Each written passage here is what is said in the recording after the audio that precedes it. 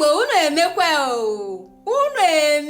o, onye n'ime ọha n'ụnụ bụ onye na-asị na ndị Igbo adịghị eme, ndị Igbo na-eme. Mbịakwesị unu dalụ n'ụtụtụ a na-asị ya biko yu anụkwa n'ụnụ wee ndidi biko doka ige ntị ife nchọ ikwu nni maka na Dani Ọcha 101 wee okwu na-abịa ọ chọrọ ikwu n'ụtụtụ a. Nke izizi bụ isi unu daalụ, ndị Igbo unu dị ike, ndị Igbo unu eme. Nchọ isi unu daalụ ma Facebook o ma YouTube be na-abịa ka nke tife onyonyo mbịa isi unu daalụ ma ndị na-eso m na YouTube ma ndị na-eso m na Facebook. Unu emekweshi nne daalụ unu na 1000 subscribers unu nye m na YouTube. Onye kirisie onye nụsi ọnụ m ya eme njisi wele ọnụ m mala m, onye gesi ntị ọ sị na ọnụ nke asọka n'asụsụ Igbo nke asọka ka nsoko onye daalụ n'ushinne ka m chọrọ ịkpọpụ YouTube. Ofu onye asị m ka ife ijekọ YouTube ga-eme na ị ga-afụ onye ga-subscribe li YouTube nwele okwukwe wee mepue. Okwukwe bụ afọ oyibo m nweme nchekwume na ọ ga-alụ ọlụ eme ọnwa 4 mmepụ ya bụ YouTube. Ime na-enwege m 1000 subscribers n'ime YouTube efu daalụ n'ushinne ndị Igbo. Ime na Igbo na be ncha enweka ịfụnanya.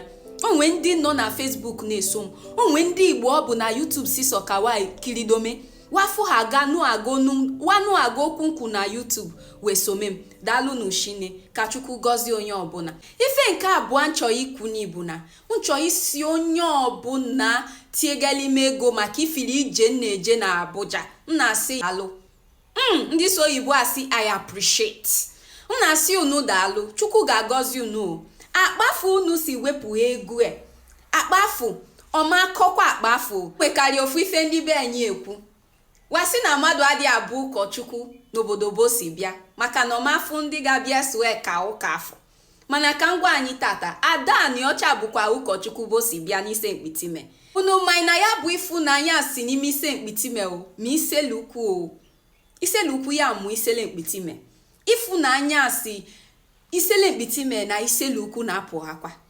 Onwe nwene m n'ime ise mkpitime si na ije inye na anyị nke ka ije inye eje ọfụma. Biko odo narịọ ndị Igbo ndị ọzọ na-eche ka oge elu ka wee bịa tieli m ife wee ga-etieli mụ na si unu biko nudo azọkwananụ Dani Ọcha 101 Dani Ọma 101 biko nudo ife ibu n'obi ịchọ inye m ni biko tiekwe ngajedome n'ụzọ biko nudo narị unu ka Chukwu gọzili m onye ọbụla. Izuụka ka njekọ ijefu o tezi n'aka. Daalụ n'ushinne ka Chukwu gọzili m onye ọbụla. Ma ndị na-etieli m kọment na-eshare vidio m na-like m na-asị m na kọment section Dani Ọcha afụka m n'anya. Daalụ, Chukwu ga-agọzi unu ncha. Ọ ga-adịla unu mma. Ifu izuụka ọ ga-adị anyị mma n'ahụ. Izuụka ga-eje ọfụma. Ife dị mma ga-abanye anyị n'aka n'izuụka anyị. Daalụ n'ushinne ka onye ọbụla nọdụkwa n'ọfụma. Wele onu m mala m.